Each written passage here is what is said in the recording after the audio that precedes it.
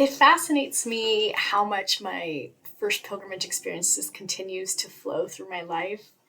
So I walked back in 2018. It ended up kind of being this impetus for me moving to Seattle.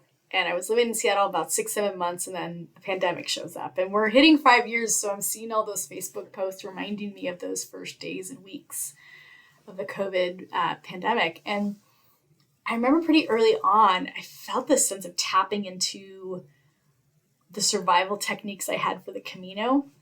I found pretty early on looking ahead was really overwhelming, in terms of walking. Like, oh my gosh, I'm never going to be able to walk, 700 kilometers. And so I had to just stop looking at that. And so it kind of invited me just to focus on what's today. So fast forward, a year and a half later, I'm having to tap into that again of, okay, what's for today?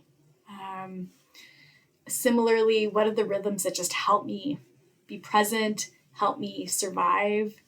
I was learning through my pilgrimage that I needed rhythms of resting really well, listening to my body. I found that, with COVID, getting out for walks every day was vital, doing, Zoom happy hours, things like that, but finding ways to get creative.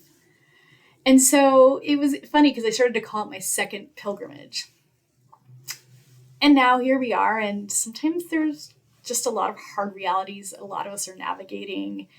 And it's once more brought me back to this idea of pilgrimage and what I learned all those years ago when I walked, and that place of, okay, how do I stay present to what's happening today? How do I keep that focus? What are the things that keep me alive and thriving? What's the simple structures that I need? And I love the ways that pilgrimage creates that kind of scaffolding and interior structure for us.